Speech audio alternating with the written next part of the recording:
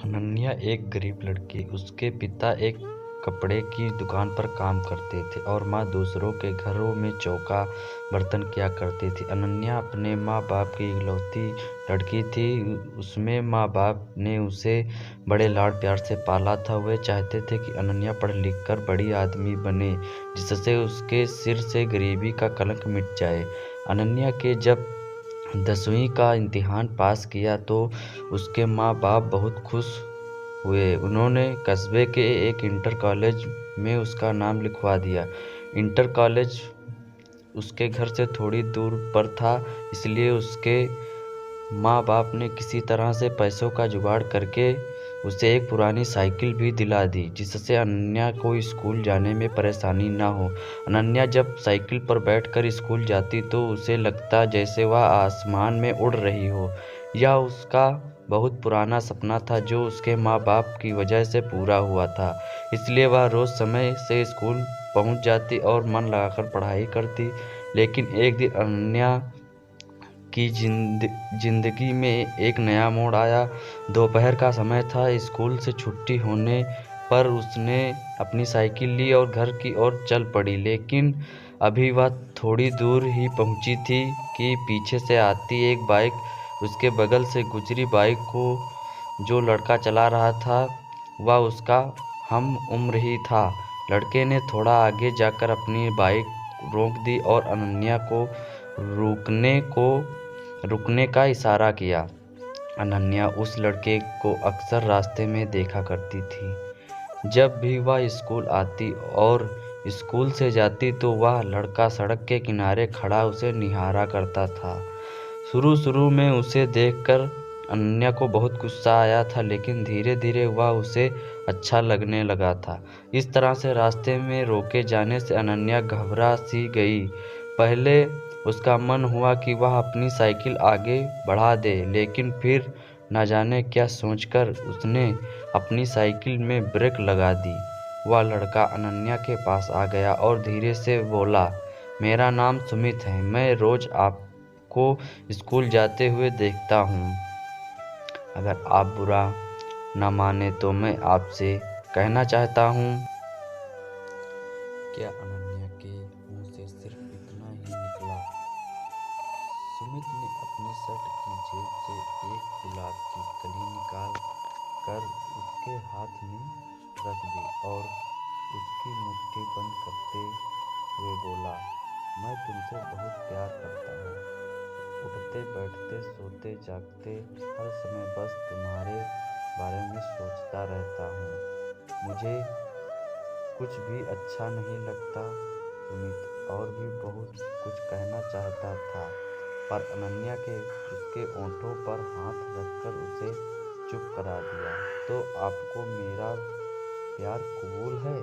उस लड़के ने अनन्या की आंखों में आंखें डालकर पूछा। हिलाई और साइकिल पर बैठकर तेज तेज पैदल चलती हुई अपने घर को चली गई। इस तरह अनन्या और सुमित में बातचीत की शुरुआत हो गई। सुमित रोज उसके लिए कोई ना कोई गिफ्ट लाता और उसके लिए जीने मरने की कसमें खाता। उसकी बातें सुनकर अनन्या दीवानी हो जाती और सपनों की दुनिया में खो जाती। एक दिन सुमित ने अनन्या से कहीं घूमने चलने का आग्रह किया। पहले तो अनन्या ने हल्का सा ना नुकुर किया, लेकिन फिर वह तैयार हो गई। उस दिन अनन्या बहुत खुश थी। वह तय समय पर उस जगह पहुंच गई जहां पर सुमित ने उससे मिलने के लिए कहा था। सुमित ने अनन्या की साइकिल को एक दोस्त की दुकान पर खड़ी कर दी और अनन्या को बाइक पर बैठाकर चल पड़ा। सुमित अनन्या को लेकर नदी के पास पहुंचा।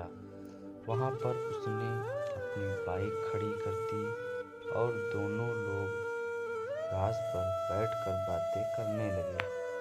सुमित ने अनन्या से एक दो बात की, फिर वह उसके करीब आ गया और उसके चेहरे से खेलने का धीरे धीरे अनन्या पर एक नशा सा छाता चला गया। शायद वह सुमित के मन की बात समझ नहीं पाई, इसलिए उसने अपने आप को सुमित के हवाले कर दिया।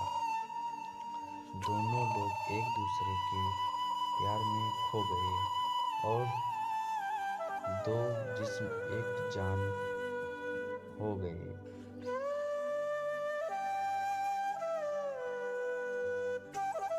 अभी वे दोनों लोग ठीक से नॉर्मल भी ना हो पाए थे कि तभी न जाने कहां से वहां पर एक 3 लड़के आ गए।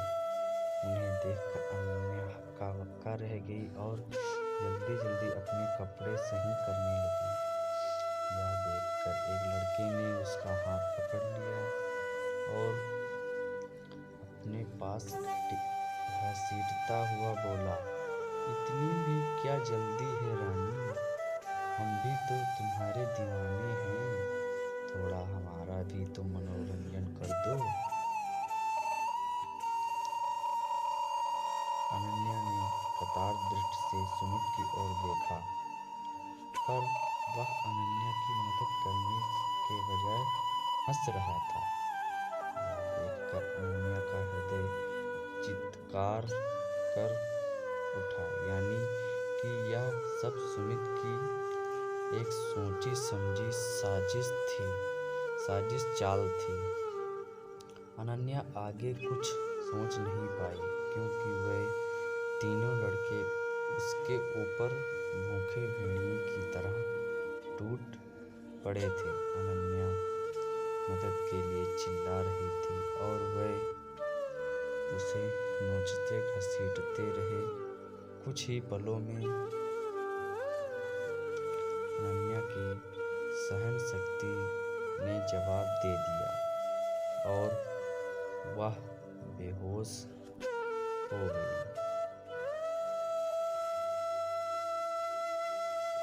लगभग 1 घंटे के बाद अनन्या को होश आया। वे तीनों लड़के और सुमित वहां से जा चुके थे। दर्द की वजह से उसके शरीर की प्रत्येक नस फट रही थी। उसकी आंखों के आगे अंधेरा छाया हुआ था। उसके सारे सपने ध्वस्त हो चुके थे। उसे अपना जीवन समाप्त होता हुआ नजर आ रहा था।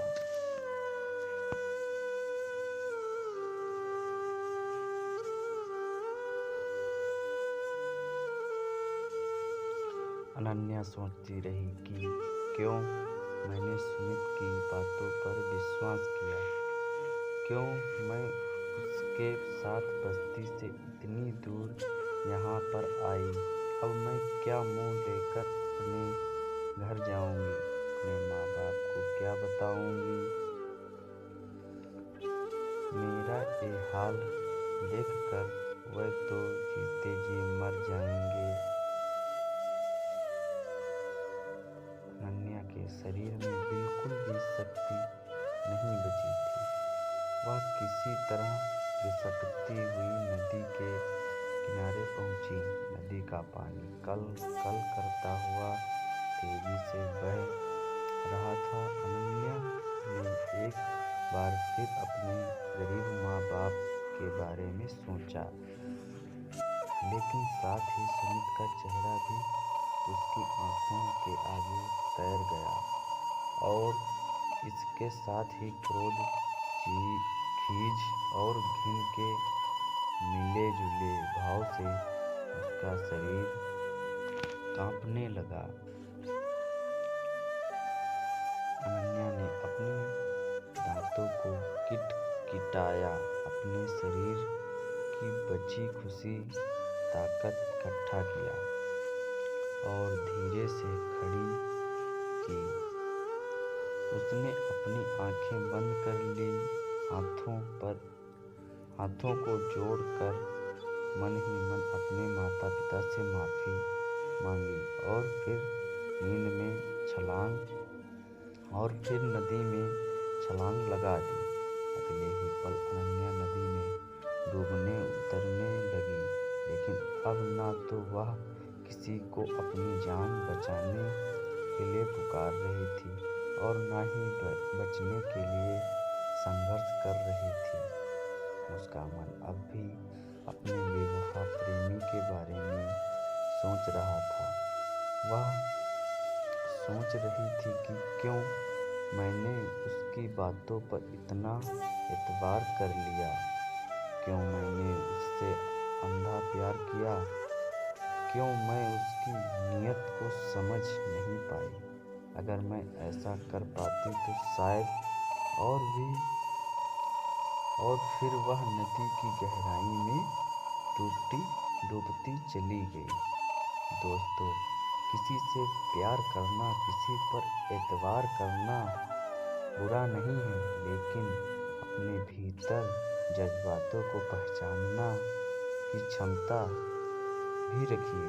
किसी की बातों पर एतबार करने से पहले उसे एक बार जरूर परखिए। किसी को अपना तन मन सौंपने से पहले उसके परिणामों के बारे में भी जरूर सोचिए, नहीं तो आप भी अनन्या की तरह धोखा खा सकते हैं, आप भी उसकी तरह ठगे जा सकते हैं।